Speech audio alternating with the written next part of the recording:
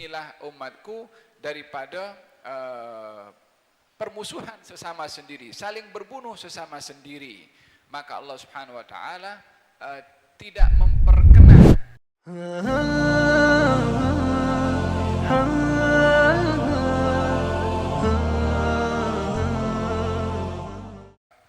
ayat yang ke-65 surat Al-An'am. Qul huwal qadiru ala an yab'atha 'alaikum 'adzaban min fawqikum. Katakan wahai Rasulullah Muhammad, dialah Allah yang maha berkuasa untuk menghantarkan kepada kamu azab daripada atas. Allah Subhanahu wa taala mempunyai sifat dan juga nama-nama, dan di antara nama Allah Subhanahu wa taala Al-Qadir, yang maha berkuasa. Dan kekuasaannya tidak dibatasi oleh apapun juga. Ianya untuk membezakan dengan kekuasaan selain daripada Allah yang mempunyai batasan dan limitasi. Akan tetapi tiada yang menghalang atau tiada yang membatasi kekuasaan Allah Subhanahu wa taala.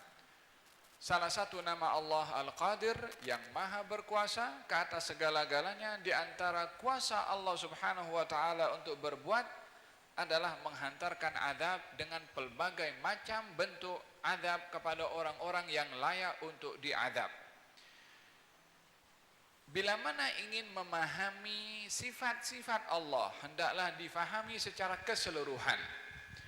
Allah maha pengampun, Allah maha penyayang, Allah maha pemurah, Allah maha lembut, Allah maha rahman dan juga rahim. Tapi pada masa yang sama Allah adalah Tuhan yang maha berkuasa, yang maha membalas, yang maha mengizinkan berlaku mudarat kepada seseorang. Ad-dhar juga an-nafi', al-mu'izz, al-mudhil, yakni yang maha memuliakan dan menghinakan. Al-muhyi, al-mumit, yang maha menghidupkan dan maha mematikan. Hal yang seperti ini hendaklah difahami bagi orang beriman supaya tidak tergelincir memahami satu sifat Allah Subhanahu wa taala dan meninggalkan yang lain, sehingga orang memahami sifat rahmatnya Allah lupa kepada sifat maha menghukumnya Allah Subhanahu wa taala, sehingga mereka yang terbawa dengan memahami sifat Allah hanya maha rahmat sahaja, maka dia menyangka tak mungkin Allah azab saya, sebab Allah Subhanahu wa taala maha merahmati, maha mengasihi, maha menyayangi. Tak mungkin Allah akan mengadab kepada orang yang disayang oleh Allah. Saya adalah orang disayang oleh Allah Subhanahu wa taala. Kalau dia memahami daripada aspek yang lain, Allah maha membalas kepada siapa? Kepada hamba yang dia melakukan dosa kepada Allah, akan dibalas perbuatannya oleh Allah melalui atau berdasarkan dengan nama Allah Al-Muntaqim, yaitu yang maha memberi balasan. Maka dengan demikian seseorang hendaklah memahami nama-nama Allah, sifat-sifat Allah secara keseluruhan untuk tidak tergelincir kepada yang satu dan mengabaikan kepada yang lain. Mungkin seseorang akan melihat Allah maha membalas atas perbuatan hambanya, maka dia mungkin meyakini saya terlalu banyak dosa, maka saya pasti akan dibalas oleh Allah. Saya ini tak mungkin mendapatkan selain daripada balasan. Yang seperti ini pun juga keliru. Dia kena mengimbangi dengan sifat Allah yang lainnya, yang maha memberi maaf, yang maha memberi ampun, supaya terbuka ruangan harapan kepada Allah melalui dosa yang dia lakukan. Ada maha maafnya Allah, ada maha pengampunnya Allah. Sementara orang yang mengambil remeh tentang sifat maaf dan sifat kasih sayangnya Allah, sehingga dia terjang semua perkara yang dosa, maka diingatkan juga bahwasanya Allah maha menghukum dan maha membalas. Dengan begitu seimbang iman seseorang kepada Allah Subhanahu wa taala dengan keseimbangan sifat Allah Subhanahu wa taala satu kepada yang lain. Dan dalam ayat ini Allah berfirman, dialah Allah yang maha berkuasa menghantarkan azab daripada atas, daripada bawah, ataupun yalbisakum syi'an, yakni menjadikan kamu bermusuh-musuhan, berkelompok-kelompok. Ayat ini turun kepada baginda Rasulullah sallallahu alaihi wasallam. Satu hari baginda Rasulullah pergi ke masjid, namanya satu masjid yang sekarang namanya adalah Masjid Ijabah. Di situ Nabi salat dan meminta 3 permintaan. Permintaan pertama, ya Allah, janganlah engkau hukum umatku dengan hukuman yang datang daripada atas. Hukuman yang Allah turunkan daripada atas seperti hukuman yang Allah berikan kepada yang daripada atas ini, baik batu seperti Abraha yang dihantarkan oleh Allah Subhanahu wa taala, batu yang dibawa oleh burung dan jatuh kepada Abraha dan juga tentera-tenteranya dan membinasakan kepada mereka. Ini azab turun daripada atas. Termasuk azab yang turun daripada atas, angin yang dihantarkan oleh Allah kepada kaum 'Ad dan juga kepada kaum Tsamud dan adanya suara teriakan, sehingga dengan datangnya suara teriakan daripada atas dan angin yang dihantar membinasakan umat secara keseluruhan tanpa terkecuali. Ini bahagian daripada azab Allah yang dihantarkan kepada umat yang derhaka kepada Allah Subhanahu wa taala daripada umat-umat sebelum Rasulullah. Maka Nabi berdoa, ya Allah, janganlah engkau azab umatku dengan azab yang turun daripada langit. Maka Allah kabulkan doa Nabi yang pertama. Kemudian Nabi meminta juga kepada Allah, ya Allah, janganlah engkau azab umatku daripada bawah, daripada bumi. Kalau atas, daripada langit. Ya Allah, janganlah engkau azab umatku daripada bawah, daripada bumi. Maka Allah Subhanahu wa taala mengabulkan sekali lagi doa Nabi sallallahu alaihi wasallam. Azab yang turun dari atau azab yang datang daripada bumi adalah seperti yang berlaku kepada Qarun, yang terbelah bumi, dan Qarun dengan hartanya dan rumahnya ditelan oleh bumi, atau yang berlaku kepada Firaun dengan terbukanya lautan, Firaun masuk dan ditenggelamkan oleh Allah Subhanahu wa taala sehingga an bakrati abihim, yakni daripada Firaunnya dan semua tenteranya tanpa terkecuali dibinasakan oleh Allah Subhanahu wa taala dalam sekelip mata. Ini azab yang dari bawah. Nabi berdoa kepada Allah Subhanahu wa taala untuk dilindungi umatnya daripada azab daripada bawah. Maka Allah Subhanahu wa taala pun kabulkan juga. Kemudian Nabi minta yang ketiga, ya Allah, lindungilah umatku daripada permusuhan sesama sendiri, saling berbunuh sesama sendiri. Maka Allah Subhanahu wa taala tidak memperkenan akan permintaan baginda Rasulullah sallallahu alaihi wasallam, disebabkan oleh karena itu yang memang tercatat di dalam Lauhil Mahfuz daripada ketentuan yang terjadi kepada umat Nabi Muhammad sallallahu alaihi wasallam. Walihada Imam Al-Baghawi dalam hadisnya mengatakan bahwasanya inna Nabiyya sallallahu alaihi wasallam da'a fi masjidin. Nabi berdoa di situ masjid, fasa'alallaha thalathan. Nabi minta 3 perkara. Fa'atahu itsnatain, maka diberi oleh Allah 2. Wa mana'ahu wahidah, yang 1 tidak diberikan. Yang pertama minta sa'alahu an la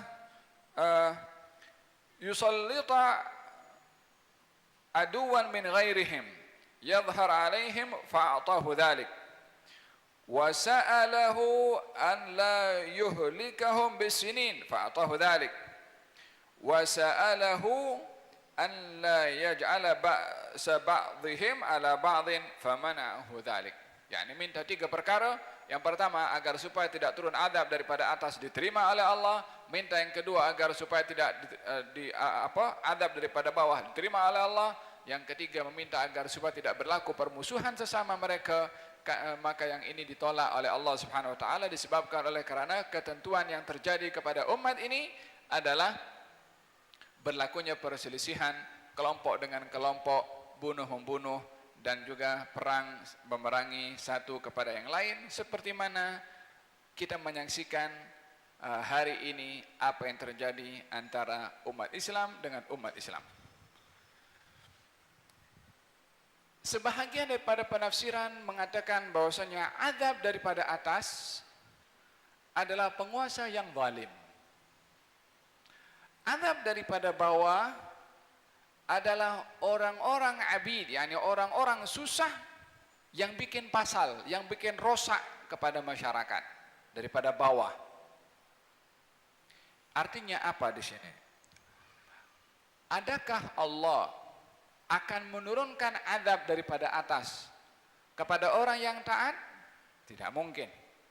Tidak mungkin orang berbuat taat akan diazab oleh Allah. Adakah mungkin Allah akan menurunkan azab daripada bawah kalau mereka semuanya patuh dan beriman kepada Allah, tidak melakukan pelanggaran? Tentunya tidak. Allah tidak akan mengazab orang yang berbuat taat. Lalu kalau Allah mengatakan di sini dialah Allah yang mampu menghantarkan azab daripada atas dan juga daripada bawah, kepada siapa azab itu akan dilakukan? Kepada orang yang derhaka kepada Allah Subhanahu wa taala. Maka di antara bahagian azab yang dihantar oleh Allah daripada atas, yang salah satu penafsirannya adalah penguasa yang zalim kalau rakyatnya zalim kepada Allah Subhanahu wa taala, sehingga hukuman daripada Allah kepada rakyat yang zalim dihantarkan penguasa yang zalim, atau dihantarkan oleh Allah kepada orang yang zalim, orang-orang bawahan yang susah ini bikin masalah sehingga melakukan kerosakan di atas muka bumi sehingga kena kepada semua. Demikian bahagian daripada penafsiran bahwasanya bahagian daripada azab Allah daripada atas adalah penguasa yang zalim karena rakyatnya zalim kepada Allah Subhanahu wa taala, dihukum oleh Allah dengan penguasa yang zalim. Faham dong? Dalam satu athar disebutkan kama takun yuwalla alaikum, seperti mana kamu hubungannya dengan Allah, itulah pemimpin yang akan dipilih oleh Allah untuk kamu. Kalau kamu zalim, ya pemimpin zalim yang memimpin kamu. Kalau kamu baik kepada Allah, pemimpin yang baik akan memimpin kepada kamu. Faham dong? Terkadang di sini adalah menjadi isyarat daripada Allah Subhanahu wa taala bagaimana kita memperbaiki hubungan dengan Allah Subhanahu wa taala. Dahulu Bani Israel diberikan oleh Allah Subhanahu wa taala segala kenikmatan. Bermula daripada zamannya Nabi Yusuf alaihi salam, setelah Nabi Yusuf berjaya berada dalam kepimpinan di bawah ahli keluarganya, kemudian turun-temurun di situ, maka fasaqu fil ard, yakni melakukan kerosakan di atas muka bumi.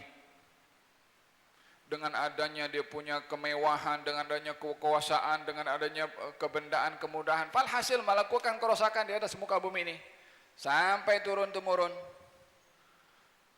sehingga tidak dapat disekat kerosakan yang mereka lakukan. Allah Subhanahu wa taala hantarkan penguasa yang zalim untuk menghukum kepada mereka. Allah hantarkan Firaun demi Firaun, sampai Firaun yang dihantarkan Nabi Musa oleh Allah untuk menyelamatkan Bani Israel.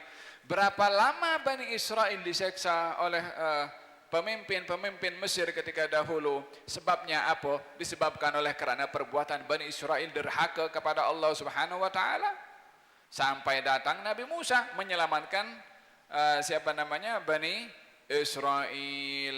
Diselamatkan oleh Allah Subhanahu wa taala melalui Nabi Musa. Diselamatkan, melakukan lagi kerosakan di atas muka bumi. Faham dong? Apa yang dilakukan oleh Bani Israel ketika itu? Nabi Musa pergi 40 hari berjumpa dengan Allah, dia sembah lembu. Disuruh masuk ke Baitul Maqdis, tak mau, maka dihantarkan oleh Allah At-Tih, tak tentu arah, pergi kemana pun tak sampai-sampai selama 40 tahun. Berlaku kerosakan sekali lagi, dihantarkan oleh Allah Raja Persia namanya Bukhtanasar, membunuh ramai daripada orang-orang Yahudi, disebabkan juga mereka melakukan derhaka kepada Allah Subhanahu wa taala. Kama takunu yuwalla alaikum, macam mana kamu, itulah pemimpin yang akan dilantik oleh Allah untuk kamu. Faham dong?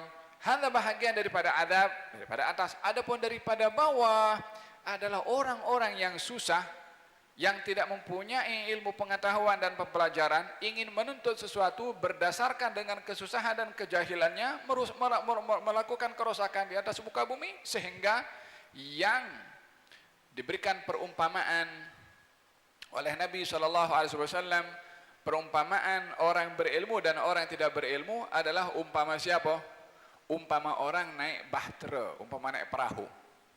Orang yang berilmu ada di atas, orang yang jahil ada di bawah. Yani dua level lah. Yang di bawah tuh kalau nak ambil air kena lalu atas, sebab sekelilingnya papan perahu, jadi tak boleh ambil air. Macam mana nak ambil air? Kena lalu atas. Kata orang jahil di bawah ini, kita tak payah kacau orang atas, kita kasih lubang saja perahu ini daripada bawah, air terus naik. Kata Nabi, kalau dibiarkan semuanya tenggelam. Kalau perahu dilubangi daripada bawah, apa yang berlaku? Semuanya tenggelam. Tapi kalau yang atas tolong ambilkan air, semuanya akan selamat. Ini bahagian daripada kerosakan yang dilakukan oleh orang-orang yang jahil atau orang-orang yang tidak orang yang tidak berpandukan dengan ilmu. Yang ketiga, ini yang ketiga diminta oleh Nabi SAW agar supaya umatnya dilindungi daripada perselisihan dan permusuhan antara mereka. Au yalbisakum syi'an wa yudhiqa ba'dakum ba'sa ba'din, atau Allah Maha berkuasa untuk menjadikan kamu syi'an.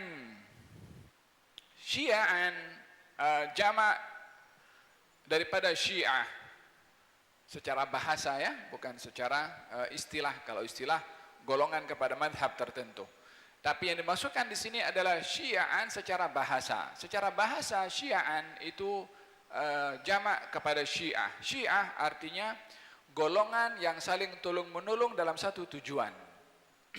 Kelompok yang saling bersepakat untuk sampai kepada satu tujuan. Itu kalau syiah. Satu secara bahasa, ya, secara bahasa saya ulang sekali lagi.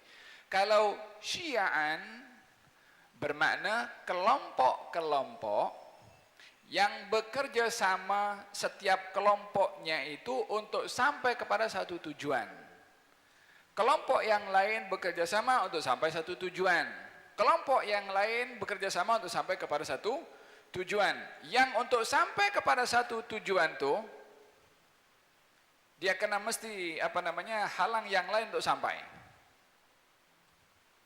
Maknanya di sini permusuhan antara kelompok, pembunuhan antara kelompok, perkelahian antara kelompok. Aw yalbisakum syi'an, atau menjadikan kamu berkelompok-kelompok dan setiap kelompok saling mempunyai orang yang didokong. Wa yudhiqa ba'dakum ba'sa ba'din, dan masing-masing kelompok akan melakukan pembunuhan dan permusuhan kepada kelompok yang lain.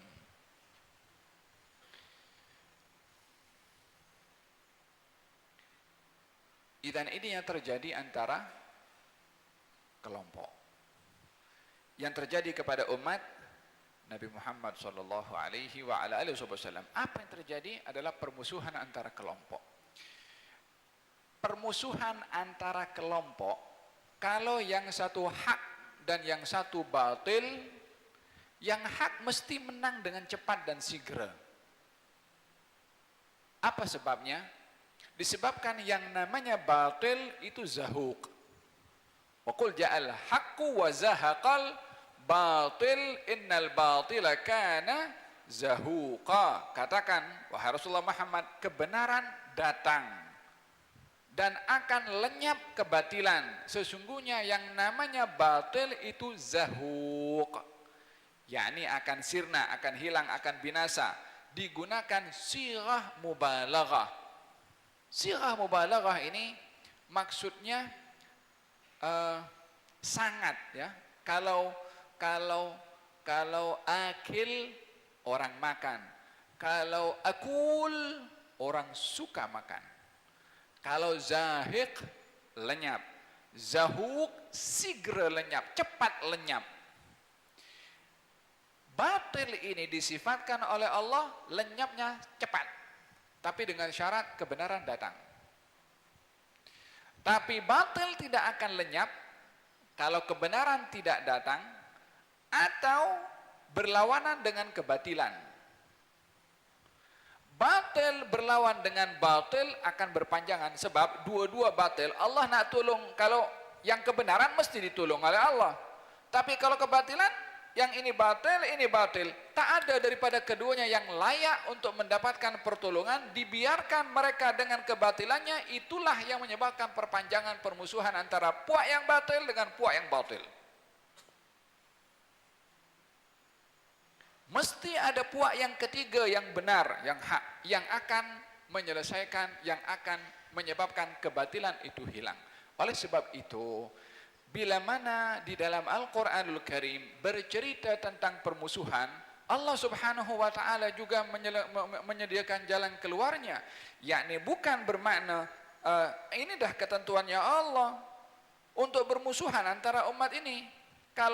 Kalau sudah berlaku apa yang diceritakan oleh Allah daripada permusuhan dan peperangan, bermakna bukan hanya betul ya firman Allah, bukan hanya begitu sahaja. Ada yang Allah bagi jalan keluar bila mana hal ini berlaku. Bukankah Allah berfirman dalam Al-Quranul Karim, innamal mu'minuna ikhwatun fa aslihu baina akhawaikum, yakni sesungguhnya orang-orang beriman adalah bersaudara. Kalau ada berselisih satu dengan yang lain, apa perintahnya? Fa aslihu, mesti ada orang tengah yang mendamaikan. Tapi yang berlaku kepada zaman sekarang, orang tengahnya bukan mendamaikan, justru cocok sini, cocok sini. Yang satu cocok sini ya orang Islam, yang cocok sini pun juga orang Islam, sehingga masing-masing mempunyai pendokong dalam kebatilan. Yang mendokong pun juga batil, yang tak ada orang tengah untuk mendamaikan. Maka berpanjanglah peperangan dan juga kebatilan. Fahim dong? Hadza berkenaan, ini bahagian daripada uraian yang disampaikan oleh Syekh Muhammad Mutawalli Asy-Sya'rawi rahimahullah. Qul huwal qadiru ala an yab'atha 'alaikum 'adzaban min fawqikum wa min tahti arjulikum aw yalbisakum wa yudhiqa ba'dakum ba'sa ba'din. Unzur kaifa nusriful ayat la'allahum yafqahun. Tengoklah atau lihatlah, perhatikanlah, fikirkanlah bagaimana kami, yakni Allah Subhanahu wa taala, menjelaskan ayat-ayat ini, moga-moga mereka dapat memahami. Wa kadzdzaba bihi qaumuka wa huwal haqqu. Kaummu wahai Rasulullah Muhammad telah mendustakan berita yang engkau bawa. Walaupun sepanjang hidup Rasulullah sallallahu alaihi wasallam 40 tahun duduk dengan kaum musyrikin di kota Mekah, hidup di tengah-tengah mereka, tak pernah seorang pun komplain kepada Rasulullah berkenaan dengan tentang kejujuran baginda Rasulullah SAW. Tak ada yang komplain, semuanya meyakini bahwasanya Nabi adalah seorang yang jujur. Sehingga mereka mengatakan, ma jarrabna alaika kadziban. Subhanallah, ma jarrabna alaika kadziban. Orang kafir Quraisy mengatakan, kami tak pernah lihat engkau dusta walaupun hanya sekali. 40 tahun hidup di tengah-tengah mereka, tak pernah dilihat berdusta. Sekali Nabi mengatakan saya adalah Rasul, ya dikatakan dusta, dikatakan penipu, dikatakan gila, dikatakan bawa dongeng, macam-macam. Subhanallah, 40 tahun hidup tak ada orang komplain sehari cakap. Apa sebab? Bertentangan dengan hawa nafsu mereka. Ini dahsyatnya hawa nafsu. Kalau walihada kata baginda Rasulullah SAW, yang saya risaukan kepada kamu dua. Yang pertama, tulil amal, orang yang punya angan-angan terlalu panjang.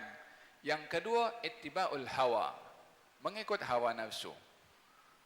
Orang yang mengikut hawa nafsu akan tergelincir kepada kesesatan.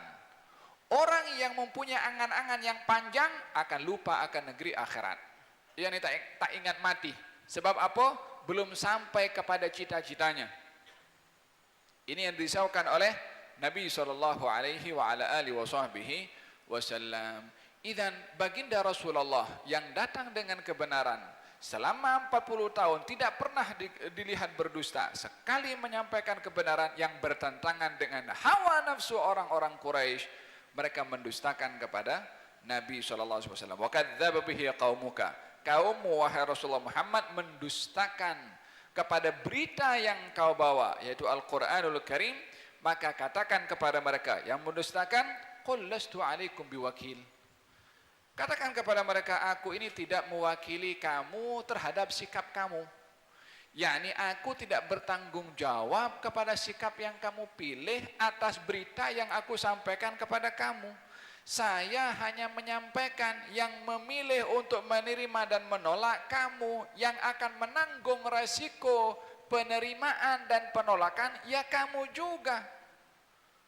Yang saya sampaikan kalau kamu terima, kamu dapat balasan yang baik daripada Allah yang menurunkan ajaran melalui saya. Kalau kamu menolak, ya kamu terima juga resiko hukuman daripada Allah kepada kamu atas penolakan kamu kepada risalah yang aku bawa. Saya hanya pembawa, penyampai, bukan menjadi penjamin kepada kamu untuk memilih atau menolak, menerima atau menolak. Dan tidak dipertanggungjawabkan kepada yang menerima atau yang menolak, sebab tugasannya hanya menyampaikan. Qul lastu alaikum biwakil, likulli naba'in mustaqar. Masing-masing nanti berita yang terjadi saat ini dan yang akan terjadi nanti mustaqar. Ada tempat yang menyimpan segala perkara yang akan terjadi. Tidak ada apapun kejadian, bukan hanya di bumi, di dalam bumi, di dalam lautan, di atas, di planet, masa akan datang, semuanya ada tempat yang menyimpan catatan berita itu. Saya jelaskan dalam minggu yang lalu bagaimana canggihnya alat yang dibikin oleh manusia untuk merekam atau record sesuatu yang terjadi.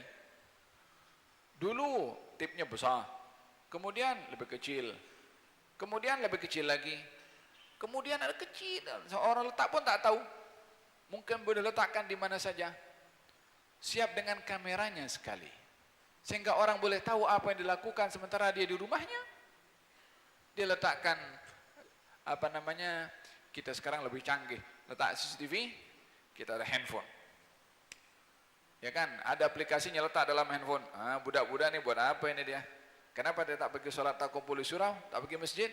Kita di rumah, madrasah tak di mana kita boleh tahu.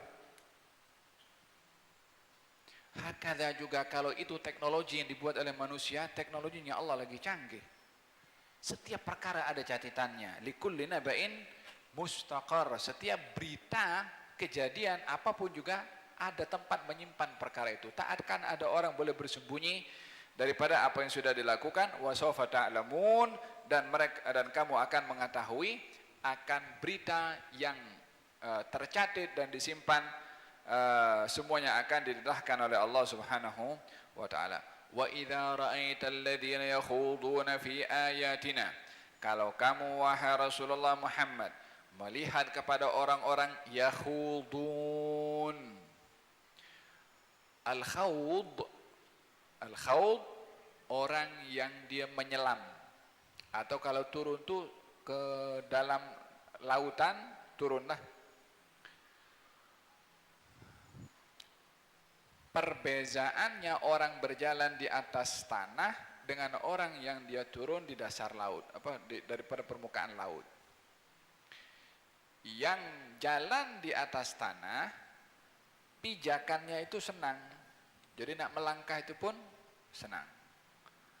Kalau yang masuk ke dalam lautan dengan kakinya turun ke bawah, kalau lautan itu dalam, dia tak tahu nak pijak apa.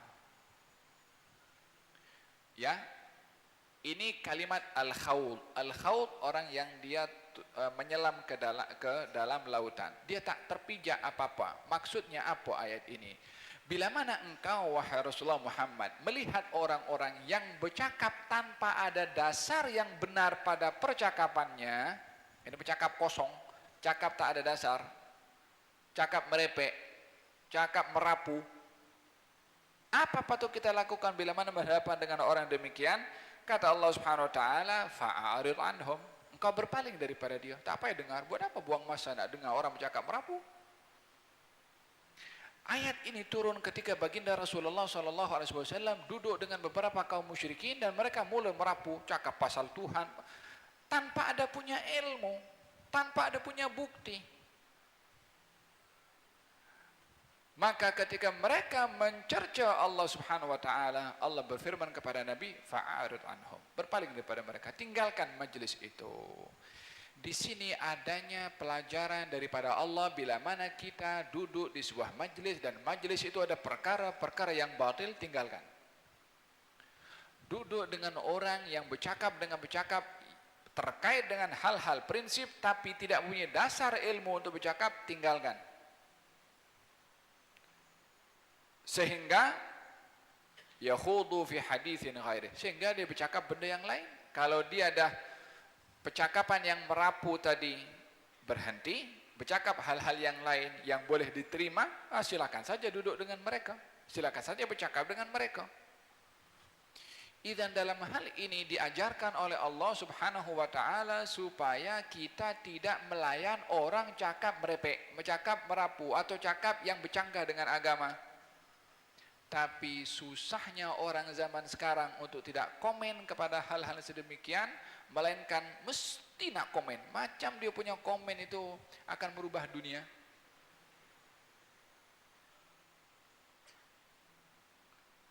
Berapa banyak orang tergelincir kepada hal-hal yang tiada mendatangkan manfaat untuknya. La dalam hal agama, wala dalam hal akhirat, wala dalam hal dunia. Tapi karena dorongan hawa nafsu, suka melibatkan diri dalam hal-hal yang tidak bermanfaat, dia pun terlibat sendiri. Terkadang banyak perkara-perkara yang merepek itu menjadi sensasi disebabkan mendapatkan respon daripada ramai orang. Kalau orang bijak tidak melayan kepada hal yang merepek, maka hal itu akan hilang sendirinya dimakan masa. Orang bercakap tentang sesuatu, tentang masalah hadis atau tentang masalah apa saja yang ada kaitan dengan agama. Siapa yang bercakap? La belajar di pondok, wala belajar di university, wala belajar dengan guru, wala baca bahasa Arab pun tak pandai baca. Quran pun juga. Tapi nak cakap pasal hadis. Macam mana nak menyikapi orang demikian? Jangan pedulikan saja. Dia akan berani bercakap kalau ada orang mau dengar. Dan ada orang respon kepada dia. Tak boleh kau cakap macam tu. Dia bantai juga. Memang itu yang dia cari. Idzan berapa banyak perkara yang perlu untuk dilayan dengan berpaling. Tak perlu dihiraukan. Lama-lama akan berakhir dengan sendirinya kalau dia dah letih karena tidak ada yang mendengar. Faham dong? Walihada dalam ayat ini, wa idza ra'aital ladzina yakhuduna fi ayatina. Kalau kamu nampak orang yang dia yakhud, yakni berbicara sesuatu yang dia tak punya dasar tentang ayat-ayat kami dan tentang firman Allah Subhanahu wa taala, apa patut dilayan? Fa'arid anhum, berpaling kamu daripada mereka, tak payah dengar. Sampai bila? Hatta yakhudu fi haditsin ghairi, sehingga dia bercakap benda yang lain yang dia ada dasarnya. Bercakap tentang perniagaan, tentang jual beli, tentang office, tentang silahkan. Tapi bercakap tentang hal-hal yang dia tak punya dasar ilmu, nak pandai-pandai bercakap, tinggalkan. Faham dong? Hatta yakhudu fi haditsin ghairi. Wa imma yunsiyannaka syaitan, kalau dilupakan oleh syaitan untuk duduk dengan mereka sekali lagi, maka fala taq'ud ba'da dzikra ma'al qaumidz zalimin. Kalau seorang dilupakan dan duduk lagi dengan orang-orang yang merapu macam tu dan cakapnya pun juga merapu, maka dia kena ingat, oh ya, orang ini aku tak boleh duduk bila mana bercakap hal seperti ini, maka tinggalkan. tak perlu duduk dengan orang yang bercakap dengan hal-hal yang tidak mempunyai dasar kebenaran. Wa ma 'alal ladzina yattaquna min hisabihim min syai' walakin dzikra la'allahum yattaqun. Dan tiadalah bagi orang bertakwa akan menanggung perbuatan, yakni bila mana duduk bersama dengan orang-orang yang merapu kemudian ditinggalkan, maka ketika itu dia tidak akan menanggung dosa percakapan yang dicakapkan oleh orang itu. Tapi kalau dia duduk dengan tanpa memberikan penjelasan atau mencegah, maka dia akan berkongsi dosa di situ. Wallahu ta'ala